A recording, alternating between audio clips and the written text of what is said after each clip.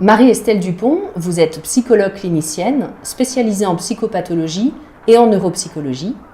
Vous êtes également consultante pour la télévision et êtes l'auteur du livre « Se libérer de son moi toxique » aux éditions Larousse.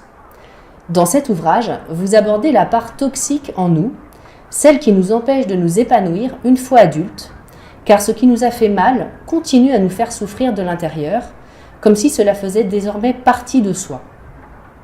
Dans cet entretien, vous allez nous décrire les différentes façons dont cette part agit en nous, émotionnellement ou physiquement, mais aussi comment progressivement ne garder que le bon en soi et se débarrasser de ces souffrances héritées du passé. Pour commencer, comment définiriez-vous le moi toxique et comment se crée-t-il ? Alors en fait, le moi toxique, c'est ce que la psychologie jungienne appelle en fait la part d'ombre chez quelqu'un, mais on a essayé de faire un ouvrage assez concret pour que les gens repèrent en fait les schémas négatifs. Le moi toxique, c'est cette partie de nous sédimentée mais toujours active, qui est faite de vieilles croyances, d'émotions, de schémas hérités du passé, des toutes premières relations qui nous ont conditionnés à certaines attitudes, certaines réactions.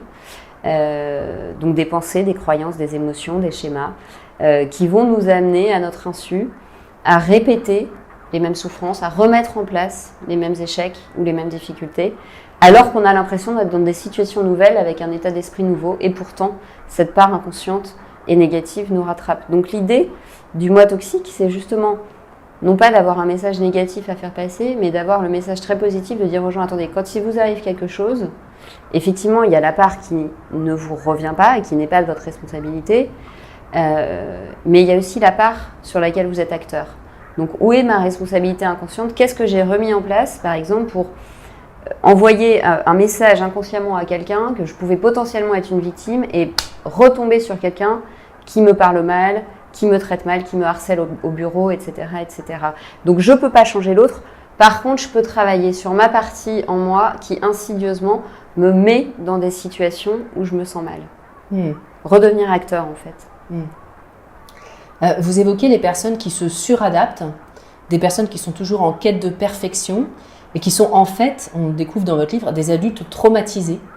Est-ce que vous pouvez nous expliquer le pourquoi de cette suradaptation et les effets négatifs sur le long terme ?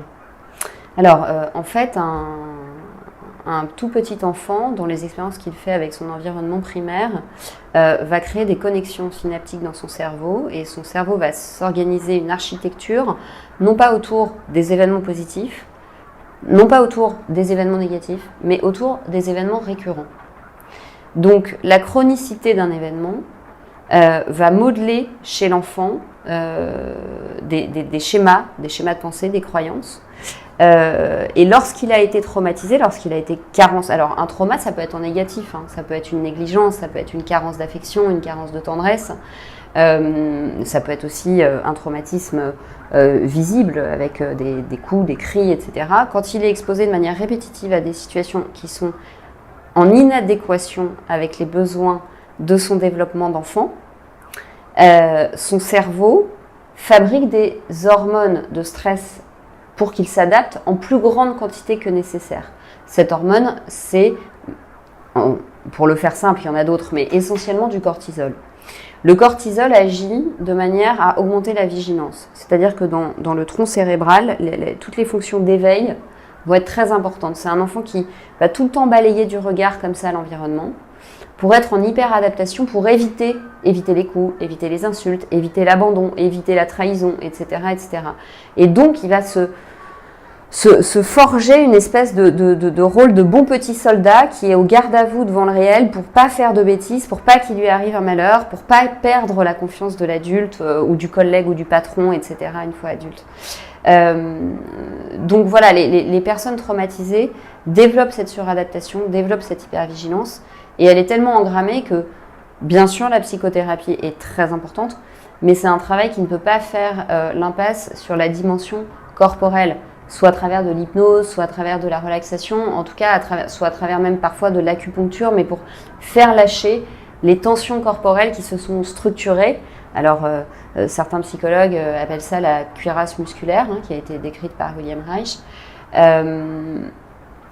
pour en fait déprogrammer ces structures en fait défensives qui sont supposées permettre à l'adulte de s'adapter en situation de danger, comme si la vie était un danger constant.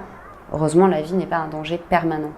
Et cette production de cortisol est en trop grand nombre, on va dire, en trop grande quantité, et cette contraction des muscles se fera en permanence, c'est un mode de fonctionnement ? C'est-à-dire que cette hormone va être tellement importante, tellement fortement sécrétée, qu'elle met le système sympathique, qui est le système en charge de l'action, de la contraction musculaire, de l'éveil, elle le rend trop actif et donc il ne peut plus être en balance avec le système parasympathique, qui est la partie de notre système nerveux autonome en charge des fonctions de réparation, le sommeil, la digestion, etc., etc. Et donc ce sont des gens qui vous disent « mais j'ai souvent des douleurs, j'ai des réveils nocturnes, j'ai du mal à digérer ». Et pour cause, en fait, il y a tellement de cortisol cérébral qu'à 4 heures du matin, ils ont des réveils et ils n'arrivent plus à se rendormir parce que le cerveau est trop éveillé. Et ils se contractent trop, donc ils respirent mal. Donc comme ils respirent mal, ils ont facilement des douleurs. Et donc évidemment, ça passe par un travail vraiment psychosomatique, à la fois de prise de conscience et en même temps de faire lâcher. Voilà, de dire au cerveau, il y a des moments où il faut que tu récupères, tu ne peux pas tout le temps être un guerrier, tu ne peux pas tout le temps être dans le combat. Est-ce qu'il y a des maladies ou des maux qui sont très symptomatiques de ça, que vous voyez par exemple en cabinet ? Ce qui est vrai, c'est que chez les personnes qui ont un peu ce syndrome du bon petit soldat, on va retrouver avec une prévalence plus importante que chez les personnes qui ne sont pas concernées, des maladies chroniques inflammatoires, des fibromyalgies, des polyarthrites rhumatoïdes. Alors après, il y a un cercle vicieux, c'est-à-dire que cette hypervigilance qui crée une sorte d'état inflammatoire à bas bruit favorise l'émergence de certaines maladies psychosomatiques, puisque les fonctions de réparation sont un petit peu contrariées.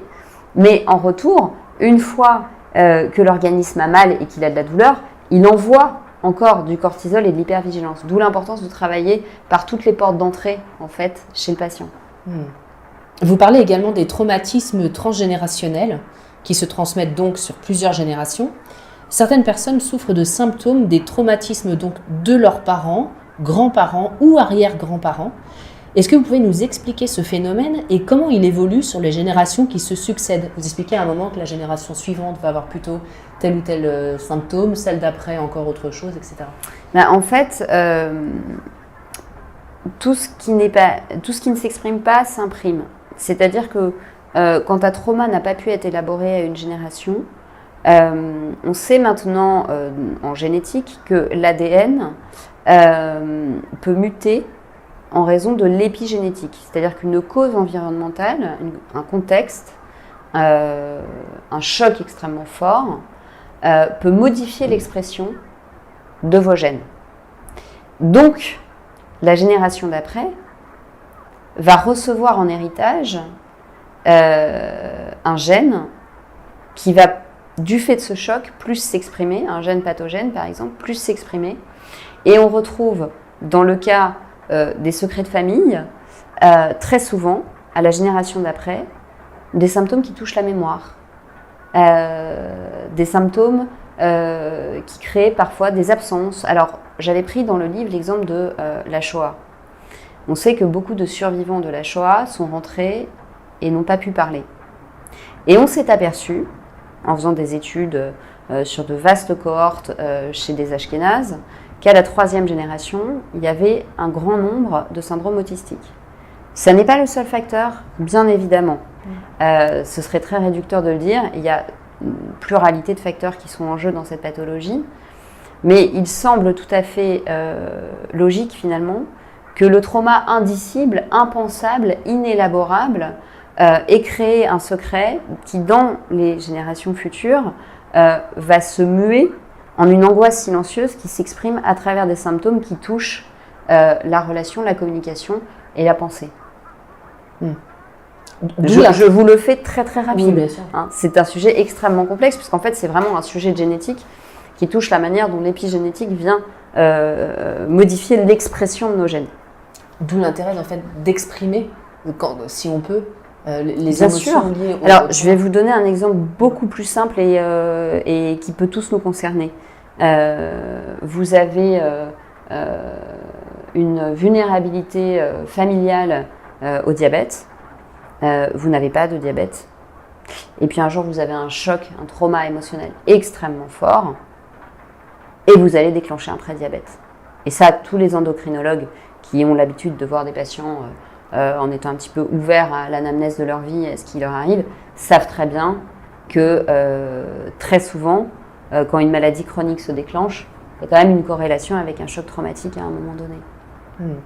En fait, c'est comme si on avait des cartes du jeu, mais on ne joue pas avec les mêmes cartes au même moment de sa vie. Voilà, et puis à un moment donné, il va y avoir une conjonction explosive, c'est-à-dire qu'avec la carte du gène qui était restée non exprimée, vous allez avoir en plus la carte d'un événement traumatique, plus la carte peut-être à ce moment-là d'une vulnérabilité psychique parce que vous êtes en pleine puberté ou vous venez d'accoucher, donc un état hormonal qui vous rend plus sensible, et bim, vous allez décompenser la maladie à ce moment-là.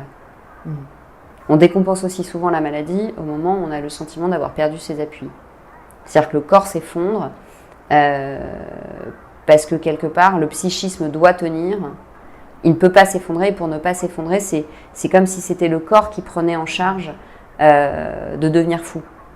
Pour que le psychisme survive. Pour que le psychisme tienne. C'est ce qu'on appelle des profils psychosomatiques. C'est des gens qui vont jamais délirer, jamais faire en apparence une dépression, mais ce sera une dépression masquée, c'est-à-dire que ça se traduira par des problématiques psychosomatiques très importantes et rebelles au traitement. Donc en fait, il faudra en plus du traitement vraiment une approche psychothérapique pour décharger le corps de l'émotion qui a été clivée, mise de côté. Et par exemple, dans les MICI, les maladies inflammatoires chroniques intestinales, on retrouve quand même en général chez la personne des traumatismes enfouis de très longue date. Est-ce qu'il y a des typologies de traumatisme par rapport à ça ou peu importe? Ces maladies inflammatoires Non, alors ce qu'on observe, c'est que par exemple, dans les maladies comme la polyarthrite rhumatoïde, il y a beaucoup de colère refoulée. Dans la sclérose en plaques, il y a en général beaucoup de peur et de culpabilité. Maintenant, vous dire telle maladie, c'est telle émotion ou c'est tel problème, ça c'est faux, ça c'est bidon parce qu'en fait, l'être humain, même s'il a les mêmes symptômes, il a toujours une singularité qui fait que il a des fragilités corporelles qui lui sont propres et donc à traumatisme égal et avec sa singularité, il ne va pas exprimer les choses de la même manière avec son corps. Et ça rejoint un peu ce que disaient les Chinois sur la peur est liée aux poumons. La peur est liée aux reins. Alors oui, effectivement, la médecine traditionnelle chinoise a vraiment observé, a eu cette vision holistique qu'on a complètement perdue en Occident de la santé et place vraiment l'homme dans le cosmos en résonance avec les saisons. Et c'est très intéressant parce que pour eux, le poumon est associé à la tristesse, le foie est associé à la colère, le rein est associé à la peur. Effectivement, c'est confirmé par les connaissances modernes de la médecine, c'est-à-dire qu'on sait que les surrénales gèrent justement le stress et l'adaptation. Et donc, quelqu'un qui est saturé de peur, saturé de stress, en général, s'épuise au niveau des reins. Et ça peut se traduire par le fait qu'il va faire pipi tout le temps, par exemple, qu'il a des douleurs, etc. Vous abordez le thème de l'image de soi. Comment se constitue l'image de soi, déjà? Et pourquoi pouvons-nous avoir une mauvaise image de nous-mêmes une fois adultes? Comment déceler en fait la part toxique dans ce que l'on perçoit de soi, finalement? Mais en fait, un petit être humain, quand il vient au monde, il n'est pas individué. Il est totalement dépendant de son environnement. Et il est même incapable au tout début de sa vie de faire la différence entre le moi et le non-moi. Donc l'image archaïque de soi, elle se constitue à travers les regards que l'on perçoit et ce que nous renvoie notre environnement. Est-ce qu'il nous renvoie de la tendresse, de l'émotion, de l'amour, du soutien inconditionnel ou est-ce qu'il nous renvoie du rejet, de l'injustice, etc. Donc notre image de nous, elle se constitue d'abord par le précipité de ses regards et de ses premières expériences et petit à petit par ce que l'enfant arrive à faire, et c'est en faisant, Homo faber, qu'il prend confiance en lui. Mais on est un embryon social, disait le docteur Montessori, c'est-à-dire qu'on n'arrive pas mature socialement Et c'est en faisant qu'on développe nos compétences sociales et qu'on prend confiance en nous et qu'on finit de construire cette image de soi. Et à l'âge adulte, l'image qu'on a de nous, elle a ces zones de fragilité qui correspondent aux endroits en fait, où on a été blessé. Vous connaissez sûrement cet ouvrage, ce best-seller de développement personnel. Alors, moi je suis psychologue, je ne suis pas coach, je ne suis pas dans le développement personnel, mais pour le coup, je trouve que ce travail de Lise Bourbeau qui a été fait sur les 5 blessures qui empêchent d'être soi-même est vraiment très très intéressant et accessible à tous. Et elle décrit très bien de quelle manière inévitablement, parce que la vie n'est pas un long fleuve tranquille, on va être blessé, il va y avoir des choses qui ne seront pas appropriées dans notre toute petite enfance, ça c'est inévitable, même avec des parents très sains, hein. Là il ne s'agit pas de parler des relations toxiques ou maltraitantes. Et l'enfant va être blessé à des endroits qui peuvent être l'abandon, qui peuvent être le rejet, qui peuvent être la trahison, l'humiliation, l'injustice. Et en fait, on a toute la vie pour faire ce travail psychique de guérison de ces blessures. Et une fois qu'on est guéri de ces blessures, alors on est probablement à la fin de sa vie, puisque c'est un long travail, mais une fois qu'on est guéri de ces blessures, justement, on ne réattire plus la réactivation de ces blessures. C'est-à-dire que un homme, par exemple, qui a vécu la blessure de rejet de son père, tant qu'il n'a pas fait le travail sur lui pour élaborer cette blessure de rejet, s'aimer lui-même, ne plus se rejeter et mettre en place autre chose, il va réattirer des personnes qui le rejettent, soit des patrons, soit des compagnes, qui lui font vivre comme si la vie lui disait « t'as pas réglé ce truc-là ». Est-ce que vous pouvez dire ça, c'est un truc que j'ai jamais compris, quand les gens disent on attire, concrètement, comment on fait en fait pour se retrouver dans une situation similaire? Inconsciemment, on va la rechercher, c'est ça? Alors, d'abord, il y a la part, encore une fois, il y a la part de l'extérieur. Hein. Il ne faut pas non plus dire qu'on est tout puissant en négatif et qu'on est entièrement responsable d'être tombé un jour. Parce que alors, dans ces cas-là, ça voudrait dire qu'il n'y a plus du tout de victime et que toute victime de viol a attiré le violeur. Ce n'est pas du tout mon propos. En revanche, on a une part d'inconscient en nous qui, tant qu'une plaie est ouverte, quand vous saignez, vous attirez le requin. Okay, donc, tant que notre plaie elle est encore ouverte, la personne toxique qui est dans un schéma où elle a besoin de faire vivre de l'injustice pour se guérir de sa blessure d'injustice, elle va s'engouffrer dans votre blessure. Vous allez être séduit dans l'amitié, dans le boulot, dans l'amour, et vous allez avoir quelque chose à faire ensemble. Alors, soit vous allez le transformer, vous allez vous positionner autrement, poser votre limite, la personne va sortir de son schéma de répétition, et la relation va être sauvée, soit la relation n'aura eu comme fonction, finalement, c'est un peu cynique de dire ça comme ça, mais la relation n'aura eu comme fonction que de vous rappeler que vous n'aviez pas guéri cette blessure, de vous obliger à la guérir, et si vous la guérissez mais que l'autre n'avance pas, que l'un des deux avance mais pas l'autre, la relation devra s'arrêter. L'amitié s'arrêtera, l'amour s'arrêtera, la collaboration s'arrêtera. Et ça, c'est donc tous les schémas de répétition, les gens qui disent je tombe, par exemple, dans les relations amoureuses, qui disent je tombe toujours sur des hommes comme ci, des hommes comme ça. Il faut surtout se poser la question, mais qu'est-ce qui en moi va chercher ces gens? Oui, parce qu'en fait, ce qu'on a vécu qui nous a fait mal, ça, il n'en reste pas moins que ça nous est familier. Donc, la petite fille abandonnée par son père, pour elle, l'image de l'homme qu'elle aime résonne avec l'abandon. Et donc, jusqu'à ce qu'elle ait guéri sa blessure, elle va retomber sur des mecs qui l'abandonnent, avec qui elle va mettre en place une dépendance affective et relationnelle, qui peut-être sera même ça qui fait fuir l'homme, parce que ce sera tellement oppressant pour lui d'avoir quelqu'un d'hyper insécure qu'il finira par partir. C'est de cette manière-là qu'on attire inconsciemment, en fait. C'est ça que ça veut dire, attirer inconsciemment. C'est qu'on va rejouer. C'est comme les enfants, vous savez, qui essayent, ils mettent les carrés dans des ronds, et puis au bout d'un moment, ils comprennent que le carré, ça va dans un carré.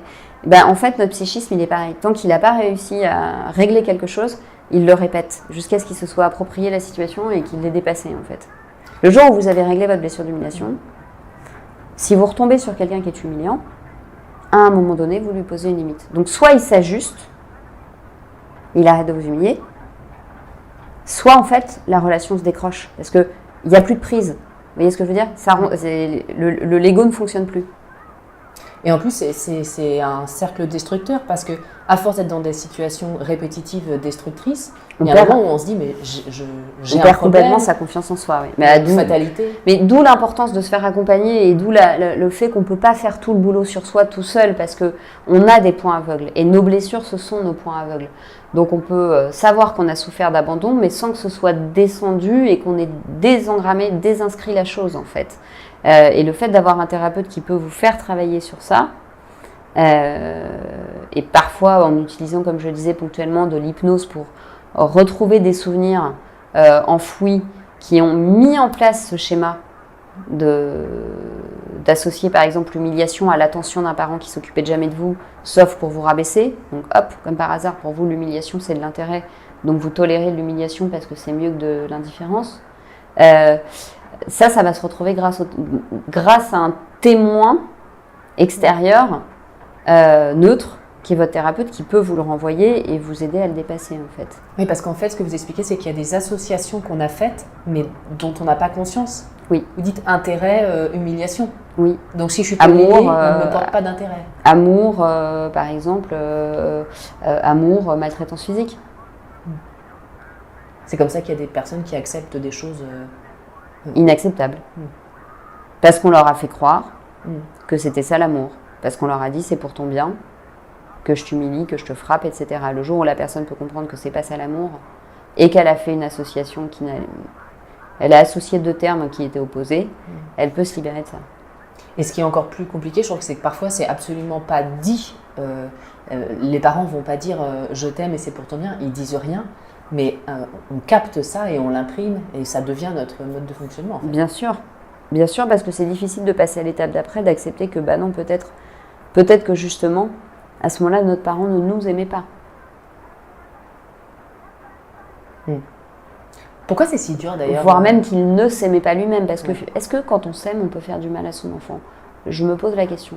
Je ne suis pas certaine. Je pense que quand on s'aime d'une manière non narcissique, non égotique, mais qu'on s'aime en tant qu'être humain, qu'on est bien avec soi, il est impossible de faire du mal à son enfant. On fait du mal, on blesse, on aura des mauvais souvenirs de temps en temps, mais on ne lui fait pas sciemment du mal, on ne peut pas l'humilier. Pour moi, un parent qui humilie son enfant, c'est forcément un parent qui est mal, qui s'aime pas au bon endroit, qui s'aime de manière égotique et narcissique, mais qui ne s'aime pas dans son rôle de parent, qui n'a rien compris de son rôle de parent. Et pourquoi, s'il ne s'aime pas, il ne peut pas aimer son enfant? Ah, je dis pas qu'il n'y a pas des parents qui sont pas bien avec eux-mêmes. Bien sûr qu'il y a des parents pas bien avec eux-mêmes qui aiment leur enfant. Ce que je dis, c'est qu'il y a certains comportements de maltraitance où, in fine, on peut se poser la question, on se dit, mais si cette personne était réellement bien avec elle-même, elle n'aurait pas choisi d'avoir des comportements sadiques, diaboliques, destructeurs. Parce que finalement, si je m'aime en tant qu'être humain, dans ma condition d'être humain, j'ai une intelligence du cœur, et pas seulement une intelligence intellectuelle, qui fait que je vais préserver le lien affectif, a fortiori, avec ma progéniture. C'est-à-dire qu'on est des mammifères quand même. On ne voit pas dans le règne animal des chatons qui se font particulièrement sadiser par leur papa chat. Donc il y a quelque chose qui est contre nature dans le fait de s'en prendre à son enfant. Donc on peut se dire que ces personnes ne sont pas bien avec elles-mêmes en tant qu'être humain. Peut-être qu'elles s'adorent, qu'elles sont la plus belle, que c'est la Castafiore, que c'est miroir, mon beau miroir, que c'est des mères ultra narcissiques ou des pères ultra narcissiques. Mais c'est pas s'aimer en fait. Quand on s'aime, on n'a pas besoin d'être ultra narcissique. Alors, vous développez le thème de la maltraitance et du parent pervers.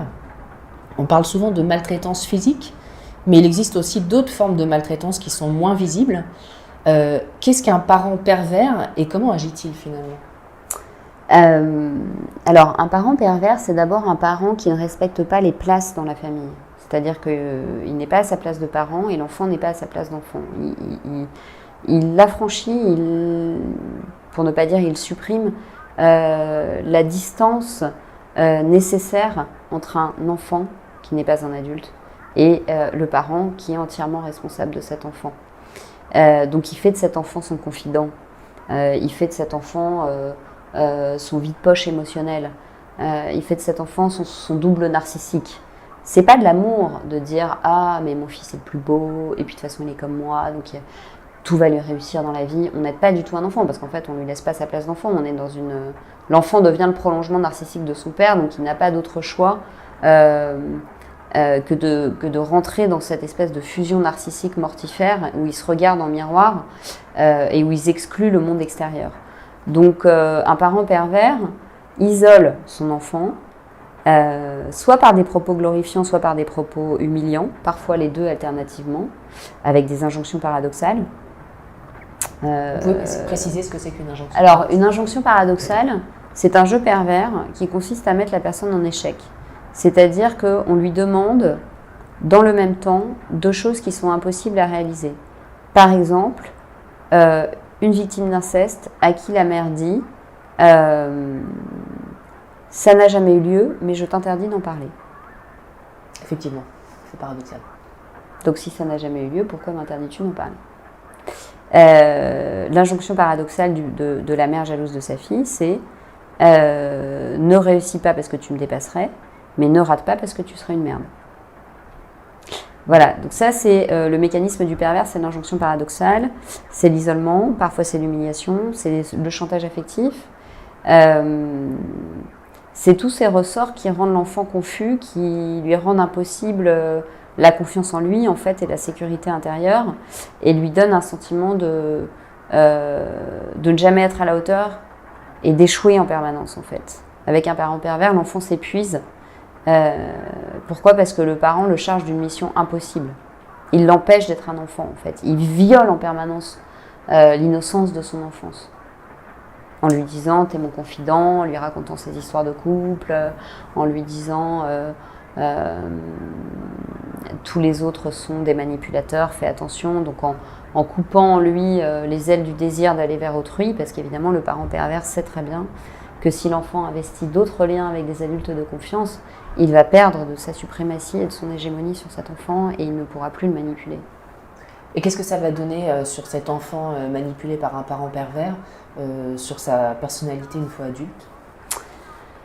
Ce sera un futur adulte qui aura énormément de peur en lui en fait. D'abord parce qu'il n'aura pas une image réaliste de lui-même, il n'aura pas une image stable de lui-même. Donc très souvent, il est possible qu'il tombe sur des personnes qui lui disent « mais t'es borderline parce que ton image de toi est instable ». En fait, c'est une personne traumatisée, ça n'est pas une personne borderline. Ça ne veut pas dire que sa structure de personnalité est borderline. Ça veut dire que c'est une personne traumatisée dont l'image de lui est inaccessible ou instable. Un parent pervers, c'est comme un miroir brisé. Un petit enfant, il se voit dans les yeux de sa mère. Il voit l'amour. Donc là, il peut constituer « je suis aimable ». Dans les yeux du parent pervers, il voit l'évitement, il voit la rage narcissique, il voit la glorification. Donc il voit que des choses en fait qui n'ont rien à voir avec ce qu'il est lui. Donc n'ayant pas une image de lui stable, adulte, il va naviguer en eau trouble tout le temps parce qu'il aura tout le temps peur, il ne saura pas où il met les pieds. Et puis il est possible qu'il réattire aussi ça inconsciemment et qu'il se retrouve face à des personnes perverses parce qu'il connaît ce truc-là, il a appris à baigner dedans. Donc c'est une personne qui devra travailler sur ses peurs, sur son image d'elle-même, sur l'apprentissage d'une communication en fait claire avec l'autre, parce que le parent pervers vous empêche de poser vos limites, puisqu'il vous dit en permanence que ce que vous avez vu n'existe pas et que ce que vous n'entendez pas, il vous l'a dit. Donc comme il est tout le temps en train de vous couper de vos perceptions, soit l'enfant il reste dans la loyauté aux parents, il se coupe de ce qu'il ressent, et plus tard, ce sera un adulte qui ne sait pas ce qu'il veut, qui a du mal à prendre des décisions, qui a toujours besoin de l'approbation de quelqu'un, qui n'ose pas se faire confiance parce qu'en fait, à force de ne pas s'écouter, il ne s'entend plus. Voilà, donc ça donne du travail en thérapie, mais on y arrive. Alors, vous expliquez aussi que l'on crée sans le vouloir ce que l'on craint. Est-ce que vous pouvez nous donner un ou deux exemples de comment on crée ce dont on a le plus peur, on l'attire à soi quelque part ? En fait, le cerveau est très conservateur, donc il cherche toujours à... Votre cerveau peut vous mentir, c'est-à-dire que comme il est très conservateur, il cherche à confirmer ses croyances et ses schémas. Donc, par exemple, il peut arriver, ça n'arrive pas toujours, quand je donne des exemples, c'est pas des généralités, c'est des illustrations. Il peut arriver qu'une petite fille dont la mère est toujours tombée sur des hommes qui la trahissaient, qui partaient, qui la trompaient, etc., que cette petite fille pense en toute honnêteté qu'elle a trouvé autre chose, mais elle a tellement peur, et c'est là que je dis on crée ce qu'on craint, elle a tellement peur d'être à nouveau trahie, trompée, etc., que par ses attitudes, elle va finir par générer ce comportement, soit par attirer un homme infidèle, soit par générer ce comportement, parce qu'elle aura tellement peur, elle sera tellement intrusive, elle sera tellement en train de surveiller son homme, que cet homme va étouffer. Et c'est comme si elle lui avait assigné inconsciemment dans le scénario de vie le rôle que son père avait. Et donc elle va confirmer la croyance que sa mère a induite chez elle sans le vouloir, que les hommes sont forcément infidèles, menteurs, etc., etc. Alors que consciemment, si ça se trouve, elle aura réussi à mettre en place une relation avec un homme qui a priori n'avait jamais trompé. Voilà, et pourtant on peut créer ce qu'on craint. C'est-à-dire quelqu'un qui vous dit en permanence, mais de toute façon tu vas me quitter, tu vas finir par me quitter. Comme il est persuadé qu'il va se faire lourder, il ne fait pas d'effort. Comme il ne fait pas d'effort, il n'investit pas la relation.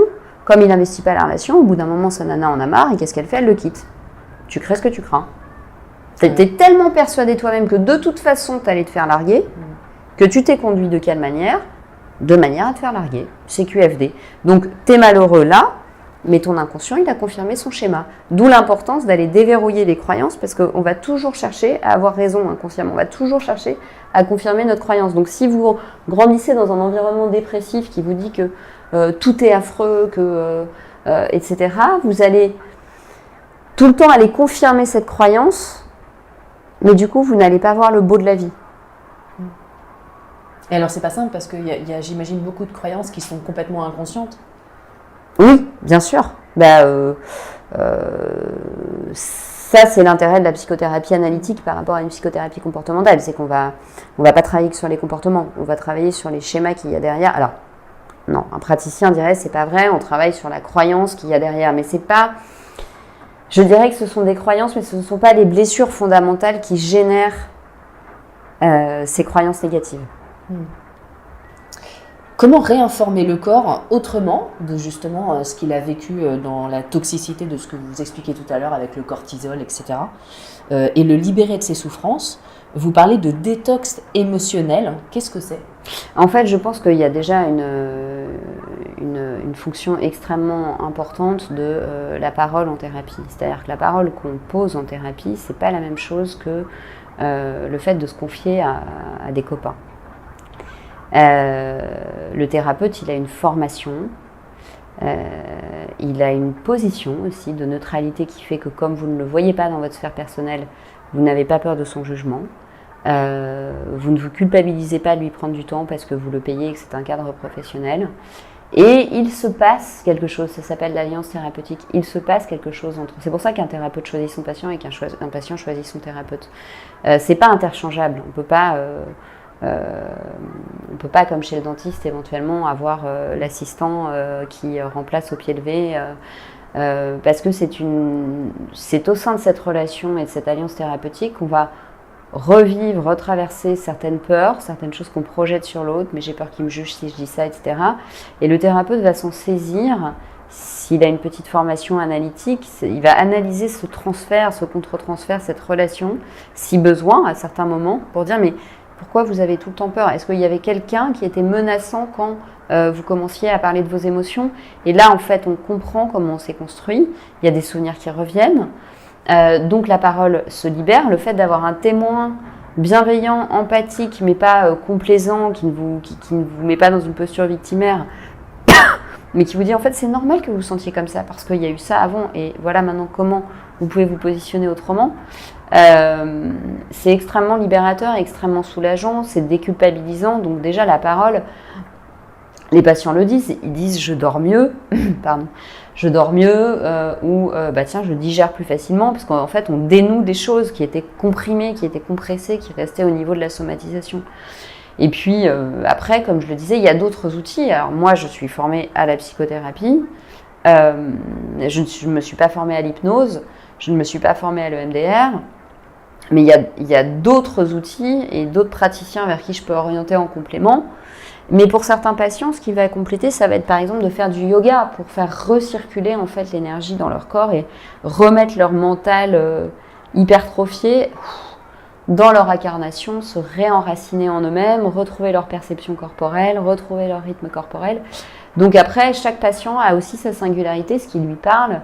Ça sert à rien de faire du yoga à quelqu'un d'hyperactif qui va s'ennuyer et que le yoga va justement stresser encore plus. Mais et puis, à contrario, il y a des gens qui ont des troubles de l'attention et qui arrivent par le yoga à énormément augmenter leur concentration. Donc, chaque patient est différent. Mais voilà, il y a toute une gamme d'outils, et notamment la kinésiologie qui, quand elle est bien pratiquée, n'est pas du tout du charlatanisme, mais au contraire, permet de voir de quelle manière se sont structurés des blocages corporels liés à des blocages émotionnels. En quelques mots, vous pouvez expliquer ce qu'est la kinésiologie ? Comment ça fonctionne ? Alors, moi, je ne pratique pas du tout la kinésiologie, mais on pourrait le résumer en disant que c'est une lecture du corps. C'est-à-dire que la personne, sans vous déshabiller, voit à votre posture, aux tensions de votre corps, en fait, comment des nœuds se sont mis en place et quelles sont les mémoires corporelles qu'il y a derrière. Donc, un kinésiologue est tout à fait à même de vous dire, là, il y a encore énormément le conflit avec votre mère qui vous pèse, alors que vous avez l'impression qu'en ce moment, c'est avec votre père que vous vous engueulez et que votre mère, le truc est réglé. Donc, ça permet de faire la jonction via le corps entre notre conscience mentale et notre inconscient. Parce que l'inconscient est dans le corps. Vous conseillez également de faire un bilan de sa personnalité pour savoir qui nous sommes vraiment et ce qui nous correspond. Comment est-ce qu'on fait ça ? En fait, le connais-toi toi-même socratique, je pense qu'il a vraiment été oublié alors qu'il est fondamental. C'est-à-dire que notre personnalité, c'est notre véhicule pour l'existence. C'est-à-dire qu'on va conduire notre vie en fonction de nos traits de personnalité. Introverti, extraverti, chercheur, inventeur, gestionnaire, voilà. Et le fait de bien connaître ces grands types de personnalités qui ont été très bien décrits par Carl Gustav Jung, ça a donné lieu à un test très connu qui s'appelle le MBTI, mais qui n'est pour moi pas suffisant pour connaître la personnalité profonde, parce que c'est un juste diagnostic des comportements et des réactions des gens, mais pas de la personnalité profonde, qui celle-là peut être appréhendée par d'autres tests. Bien se connaître, c'est important, parce que si vous ne savez pas qui vous êtes, vous ne savez pas comment aller là où vous voulez aller. Vous ne savez pas quels sont vos points forts, vous ne savez pas quels sont vos points faibles. Un introverti, un extraverti, ils ne vont pas arriver au même endroit de la même manière. Ils ne vont pas utiliser un extraverti, il va aller chercher du soutien social. Un introverti, il va peut-être envisager toutes les solutions tout seul dans sa tête et au dernier moment aller vers les autres. Où il va se ressourcer dans la solitude, alors que l'extraverti, il a besoin d'avoir beaucoup de monde autour de lui assez souvent. Donc, c'est pas les mêmes stratégies, et le fait de savoir comment on fonctionne, de bien connaître sa personnalité, d'abord, c'est extrêmement libérateur parce qu'on ne se culpabilise plus de ne pas s'entendre avec certaines personnes. On comprend qu'il y a des incompatibilités et que c'est pas la peine de s'associer avec quelqu'un qui a un profil incompatible avec le nôtre. Et puis ça permet d'utiliser ses ressources, ça permet de connaître ses points faibles, ça permet aussi de ne plus se sentir agressé, de ne pas prendre personnellement les attitudes de certaines personnes parce qu'on sait que c'est lié à leur type de personnalité et que ça parle d'eux quand ils se conduisent comme ça et ça parle pas de nous en fait. Il y a une phrase que vous citez, les accords Toltec. Oui, ça permet d'être un guerrier Toltec en fait. Ça permet d'appliquer les 4 accords Toltec qui sont le fait d'avoir une parole impeccable, donc de parler, de dire j'ai envie de ça et pas tu ne m'as pas donné ça, de ne rien prendre personnellement justement, de rester très ancré. C'est ça. De ne pas faire de suppositions. Et puis moi j'adore le dernier accord Toltec, je ne sais pas si c'est le dernier ou le 3e d'ailleurs, faire de son mieux ni plus ni moins. Ne fais pas moins bien que ton mieux parce que tu vas culpabiliser, ne fais pas mieux que ton mieux parce que tu vas t'épuiser. Et cette phrase, je trouve que c'est un très bon guide en fait dans les thérapies, justement avec les gens traumatisés, hyper perfectionnistes, qui sont tout le temps en train de s'épuiser et qui n'arrivent pas à se poser une limite et à se dire je fais de mon mieux mais je ne peux pas faire plus que mon mieux. Et qui du coup sont très sujets au burn-out à répétition. Vous soulignez l'importance de la méditation de pleine conscience dans le chemin de guérison, en parallèle d'une psychothérapie. Pourquoi est-ce que c'est si important ? Et quels impacts du coup a cette méditation de pleine conscience sur le moi toxique ? Alors, moi, la plupart de mes patients, ils font pas spécialement de méditation, la grande majorité, et ça les empêche pas d'avancer. Mais c'est vrai qu'il y a des moments où on est très mal, où en parallèle de la thérapie, le fait de pouvoir méditer en fait c'est cultiver, ça veut dire cultiver son jardin intérieur. Ça ne veut pas dire faire le vide. Ça c'est pas vrai, c'est un contresens. Le cerveau, la nature déteste le vide, donc en fait vous ne pourrez jamais faire le vide. Plus vous allez chercher à faire le vide dans votre esprit, plus vous allez avoir une accélération de votre pensée, parce que vous ne pouvez pas penser le vide, donc vous allez avoir plein d'idées qui affluent pour remplir ce trou noir. En revanche, c'est cultiver son jardin intérieur. Et quand je dis que la méditation aide, ça aide par exemple, c'est utilisé maintenant dans les services hospitaliers aux États-Unis, ça aide par exemple à agir sur la douleur, parce qu'en fait le patient guide son attention vers en fait la douleur, et ça permet de prendre moins de médicaments antidouleurs, donc il y a moins de consommation abusive des médicaments, ça permet de diminuer la douleur en fait. Et de la même manière, le fait d'accueillir, ce que j'appelle méditer, c'est accueillir en fait ce qui vient, c'est-à-dire que si par exemple vous êtes en colère, plutôt que d'être en colère, ou de vous sentir coupable d'être en colère, vous asseyez, vous accueillez votre colère, vous personnifiez votre colère, vous la mettez à côté de vous et vous lui dites ok, t'as quoi à me dire? Et vous allez devenir conscient, au lieu d'être dans la fuite en avant et donc d'être tout le temps rattrapé par votre colère que vous refoulez et de dépenser 90% de votre énergie à fuir la réalité de vos émotions, vous allez vous poser dessus. Et dès lors que vous pouvez vous poser dessus, moi je dis toujours dans un chagrin d'amour, il faut méditer. Vous vous posez sur la douleur. Et une fois que vous êtes posé, vous allez avancer en fait. Et vous allez avancer mais tellement vite. Alors que si vous fuyez, vous n'avancez pas. C'est une forme de lucidité. En fait, la méditation, c'est se poser sur ce qui est là. Ok, j'ai mal. Je ne vais pas me critiquer d'avoir mal, je ne vais pas rationaliser, je ne vais pas me dire que je suis bête d'avoir mal parce que cette situation ne me concerne pas. J'ai mal, ok. Où est-ce que ça me fait mal? Qu'est-ce que ça me fait? Et qu'est-ce que j'en fais? Et là, vous passez les étapes à une vitesse incroyable. Oui, c'est pas exactement l'image qu'on peut en avoir où on est assis en lotus. Ah bah c'est mieux d'être assis et c'est mieux d'être ou assis ou allongé, enfin en tout cas au calme. Mais au bout d'un moment de pratique, en fait, on s'aperçoit qu'on peut même faire une forme de méditation active dans les gestes du quotidien, des choses qui ne demandent pas d'être concentré, vider un lave-vaisselle, etc. On peut être dans une méditation active où justement on est réceptif à notre monde intérieur et à notre intuition. Et là, en général, on avance vite parce qu'on a des intuitions qui viennent en plus et qui nous disent où est-ce qu'il faut aller et comment il faut prendre les décisions. Il ne faut pas croire que la méditation, c'est une perte de temps. C'est ralentir justement pour accélérer. Super. Merci beaucoup, Marie-Estelle. Merci à vous.